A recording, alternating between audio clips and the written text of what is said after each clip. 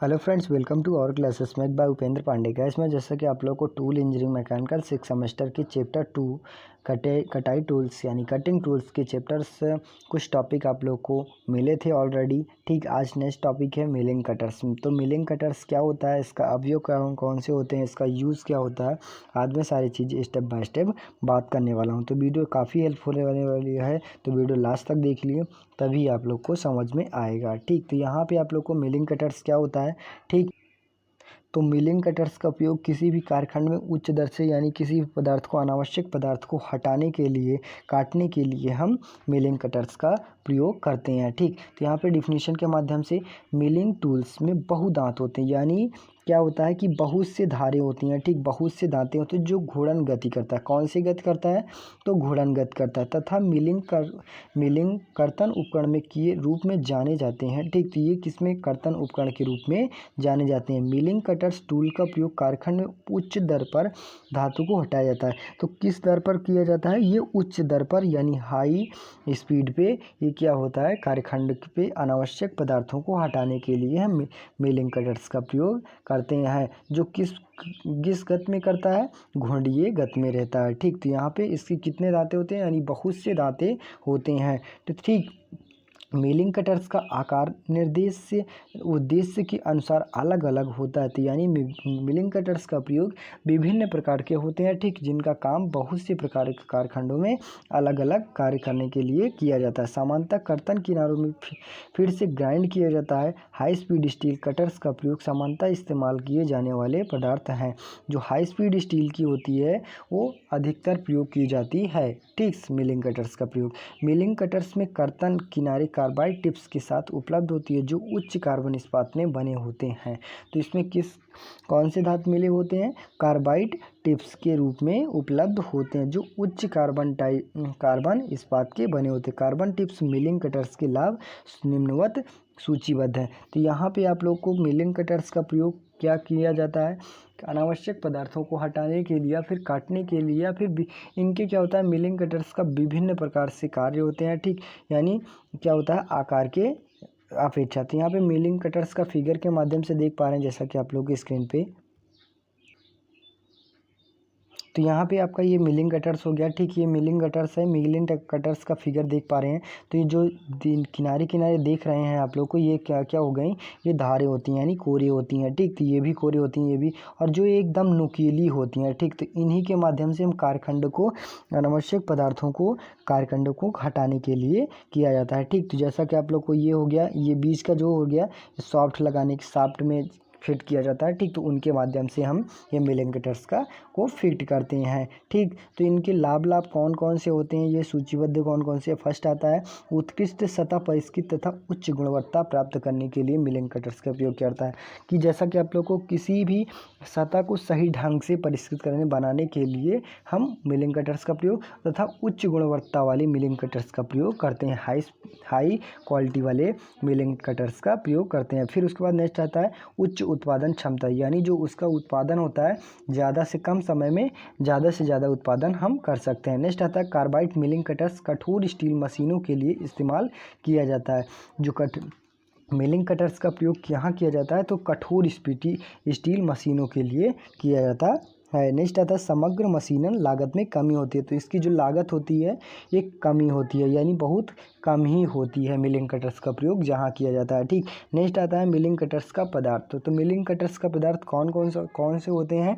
ठीक, तो यहाँ पे हम देखेंगे carbon steel, high speed steel cutter, non ferrous cutting, alloy steel, cemented carbide आदि जैसे सभी महत्वपूर्ण टूल्स मटेरियल्स का प्रयोग मिलिंग कटर्स के लिए किया जाता है। ठीक, तो यहाँ पे कौन कौन से पदार्थ हो गए, carbon steel, high speed steel, cast, non ferrous cutting, alloy, cemented carbide. ठीक, तो इन सभी चीज़ों पदार्थों का प्रयोग हम मिलिंग कटर्स बनाने में प्रयोग करते हैं। ठीक, ठोस प्रकार के कटर्स मिलिंग स्टील सामान्यतः HSS के बनाए जा सकते हैं। यानी क्या हो गया कि जो सबसे मोस्ट इम्पॉर्टेंट है, यानी सबसे हार्डनेस होती है, वो क्या होती है, HSS,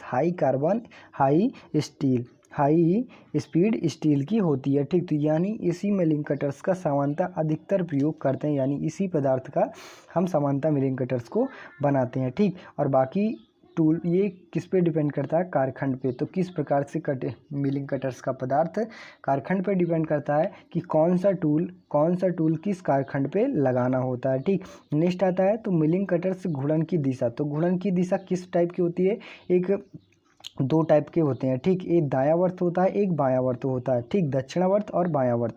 ठीक, तो यहाँ पे किसी भी मिलिंग कटर्स के रोटेशन की दिशा में निर्धारित करने के लिए इसे धुरी सामने या कटर छोर से देखने पर दृश्य होता है। यानी जब यूज़ किया जाता है, जब उसे देखा जाता है तो वो दृश्य होता है कि धुरी दक्षिणावर्त घूमता है, कि दक्षिणावर्त घूम रहा है, कि या फिर बायावर्त घूम रहा है। रोटेशन बायां तथा रोटेशन या बायां हाथ में कटिंग की जाती है।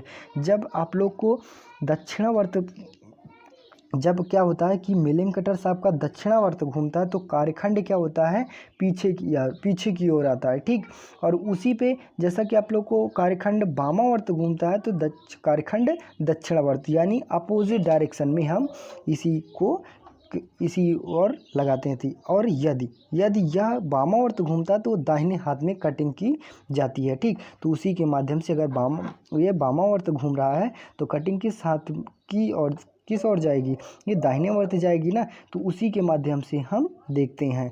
ठीक, तो आई होप आप लोग को दिशा कौन कौन से होते हैं, तो दक्षिणावर्त होता है और वामावर्त होता है। ठीक, और जब किसी कार्यखंड को वामावर्त घुमाया जाता है तो उसका जो कटिंग टूल्स होता है, ठीक, वो दाहिनावर्त होता है। ठीक, जब कटिंग टूल्स को दाहिनेवर्त किया जाता है तो वो वामावर्त होता है। ठीक, नेक्स्ट आता है मिलिंग कटर्स के प्रकार। तो मिलिंग कटर्स के प्रकार कौन कौन से होते हैं।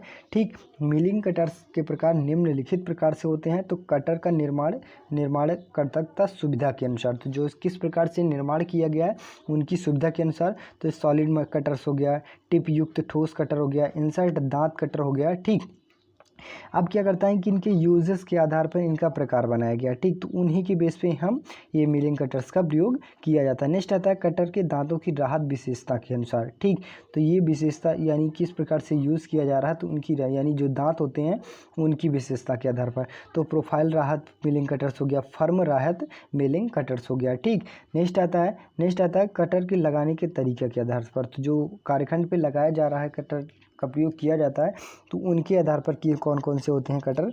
अर्बर कटर हो गया, फेसिंग कटर हो गया, सैंक कटर प्रकार का कटर हो गया। नेक्स्ट आता है कटर दांतों के रोटेशन की दिशा के आधार पर। तो किस प्रकार से दिशा यानी मिलिंग कटर से घूम रहा है तो उनकी दिशा के आधार पर कौन कौन से कटर उपयोग किए जाते हैं। दायां हाथ का कटर घुड़न हो गया, बाएं हाथ का हेलकल कटर हो गया। तो ये घुड़न कटर हो गया और एक हेलकल कटर हो गया। बायां हाथ और दायां हाथ, तो दो चीज़ें आप लोगों को ये मोस्ट इंपॉर्टेंट है। नेक्स्ट आता है पाँचों वाला कटर के दांतों हेलिक्स के अनुसार, यानी जो दांत होते हैं वो हेलिक्स होते हैं। और एक क्या हो गया, एक हेलिक्स हो गया, एक घुड़न हो गया। तो हेलिक्स के आधार पर कौन कौन से होते हैं, समांतर या सीधे दांते हो गए, बाएं तथा हेलकल कटर्स हो गए, दाएं तथा पेचकस कटर हो गए, वैकल्पिक तथा हेलकल कटर्स हो गए। समांतर क्या होता है, इस टाइप का बन जाएगा। ठीक, बाएं क्या होगा तो यहाँ पे इस टाइप का बने रहेगा। ठीक, और दायां कौन सा होगा तो इस टाइप का बनेगा, मगर यहाँ पे इस टाइप का घूमेगा, और बायां वाला रहेगा तो इस टाइप का कार्यखंड काटेगा। ठीक, तो उन्हीं के आधार पर हम लोग बनाते हैं। वैकल्पिक क्या होता है कि बीचों बीच में क्या होता है, इस प्रकार से कुछ थोड़ा रोटेट किया जाता है। ठीक, नेक्स्ट आता है उद्देश्य या कटर के उपयोग के अनुसार, किस प्रकार से उद्देश्य किया जा रहा है यानी उपयोग किया जा रहा है, तो उसके आधार पर स्टैंडर्ड कटर हो गया और विशेष मिलिंग कटर्स हो गया। ठीक, तो आई होप गाइस आप लोगों को मिलिंग कटर्स का क्लासिफिकेशन यानी वर्गीकरण समझ में आएगा, इनके प्रकार भी समझ में आएगा। ठीक, नेक्स्ट टॉपिक में रहेगा एक मिलिंग कटर्स के जो एलिमेंट्स होते हैं यानी तत्व कौन कौन से होते हैं। ठीक, एक कटर्स में कौन कौन से भाग होते हैं, तो इनके बारे में आप लोग को जानने को मिलेगा। ठीक, आज के लिए इतना ही। अगर वीडियो अच्छी लगी, चैनल पर नए हो चैनल को सब्सक्राइब कीजिए, ज़्यादा से ज़्यादा शेयर करने की कोशिश कीजिए। मिलते हैं नेक्स्ट वीडियो में, तब तक के लिए जय हिंद।